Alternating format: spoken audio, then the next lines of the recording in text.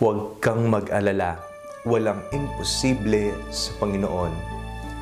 Ako po si Father Fiel Pareha at ito po ang ating segment, ang Daily Devotion, na kung saan tayo po ay magdarasal, magbabasa at magninilay kasama ng salita ng Diyos sa buong taon. Manalangin tayo. Sa ngalan ng Ama, ng Anak at ng Espiritu Santo. Amen. Halina, banal na Espiritu, liwanagan mo ang aming puso at isip nang maunawaan at may sa buhay namin ang iyong salita. Amen. Our Bible passage for today is from the Gospel of St. Mark chapter 10, verses 17 to 27, and I read it for you. As he was setting out on a journey, a man ran up and knelt before him and asked him, "Good teacher, what must I do to inherit eternal life?" Jesus said to him, "Why do you call me good? No one is good but God alone. You know the commandments: you shall not murder, you shall not commit adultery, you shall not steal, you shall not bear false witness, you shall not defraud, honor your father and mother." He said to him, "Teacher, I have kept all this since my youth." Jesus, looking at him, loved him and said, "You lack one thing.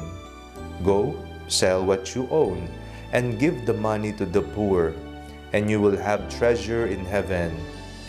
Then come, follow me." When he heard this, he was shocked and went away grieving, for he had many possessions. Then Jesus looked around and said to his disciples, "How hard it will be for those who have wealth to enter the kingdom of God." And the disciples were perplexed at these words. But Jesus said to them again, "Children, how hard it is to enter the kingdom of God. It is easier for a camel to go through the eye of a needle than for someone who is rich to enter the kingdom of God." They were greatly astounded and said to one another, "Then who can be saved?" Jesus looked at them and said, "For mortals it is impossible, but not for God. For God, all things are possible." May mga bagay na kapag iisipin po natin, parang hindi mangyayari. Napaka-imposible naman. Pero ang ating pong binasang ebanghelyo sa araw na ito, ang nagpapatunay na maaring mangyari ang iniisip ng tao na imposible. Para sa tao, imposible, pero sa Diyos, walang imposible. Ito po ang saad ng Biblia. Jesus looked at them and said, "For mortals," para sa mga tao, "it is impossible, but not for God. For God, all things are possible." Ito po ang nagbibigay sa atin ng pag-asa at konsolasyon na pwede pala. Paano po pumasok ang usaping walang imposible sa Diyos? May isa pong lalaki, isang mayamang lalaki na lumapit kay Jesus. At sabi niya, "Paano po ako makakarating sa buhay na walang hanggan? Paano po mapapasa akin ang kaharian ng Diyos?" Ang sabi ng Panginoon, "Ito ang mga gawin mo." Sinabi niya ang mga utos ayon sa batas ni Moises. Ngunit ang tugon ng lalaki, "Ginagawa ko na po ang mga ito." Tiningnan siya ng Panginoong Jesucristo at minahal at ang wika, "O itong gawin mo, umuwi ka sa inyo at ibenta mo lahat ng ari-arian mo at ipamahagi mo sa mga mahihirap." Alam niyo pong anong naging reaksyon niya? Nalungkot po siya dahil marami po siyang pagmamay-ari. Makakarating ba tayo sa kaharian ng Diyos? Makakamtan ba natin ng buhay na walang hanggan? Sabi ng Panginoon, mas maigi pa, mas madali pa ang pumasok ang kamelyo sa mata ng karayom.